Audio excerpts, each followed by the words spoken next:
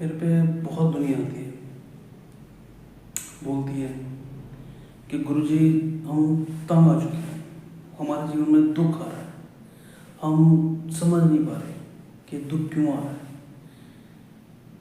बहुत रोते हैं, कहीं ठीक भी हो जाते हैं, कोई नहीं भी ठीक होता। दुख और सुख ये हमारे जीवन में, हमारे पिछले बीत चुके जीवन के किए कर्मों की वजह से आता है।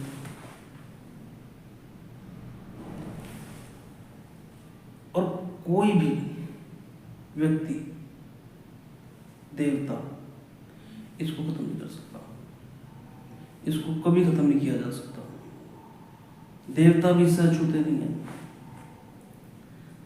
प्रभु श्री राम एक राजा के घर पैदा हुए, दशरथ राजा थे। सारा जीवन 7 वर्ष की आयु में गुरुकुल चले गए। गुरुकुल से आए, जवान हो चुके थे। माँ सीता से विवाह हो गया। सीता मैया के विवाह होने के बाद वनवास मिल गया, वनवास चले गए। 14 वर्ष का वनवास। वनवास में जाने के बाद उनके पिता गुजर गए। वनवास में जाने के बाद उनकी पत्नी का हरण हो गया। किया भी किसने? महापंडित, महाहठी, महाभक्त, सीधा ही रावण। अब बड़ी बात यह आती है कि रावण को मार दिया, वापिस आ गए। आने के बाद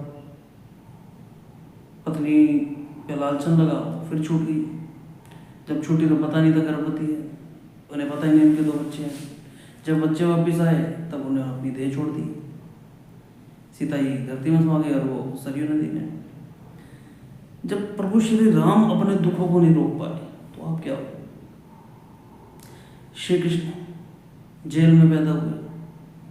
7 भाई मरने से पहले, 7 भाई मरे, फिर वो पैदा हुए। उनके पैदा होने के बाद जिस दिन पैदा उसी दिन सगे माँ बाप छूट गए। जहाँ गए वहाँ मारने के लिए उनको भयंकर राक्षस पहुँच गए। पूतना राक्षस नहीं, बहुत भयंकर, कंस ने भेज। थोड़े बड़े हुए, चोरी के इल्जाम लगे। थोड़े और बड़े हुए, जाके अपना मामा मार दिया। जिस दिन मामा मारा वो आखिरी दिन था जिस दिन वो अपने सगे माँ बाप से मिले और जिन्होंने पाला उनसे मिले। उसके बाद वो आजीवन उनसे कभी नहीं मिले। जिससे प्रेम किया वो मिली नहीं, और जो मिली वो कोई नहीं।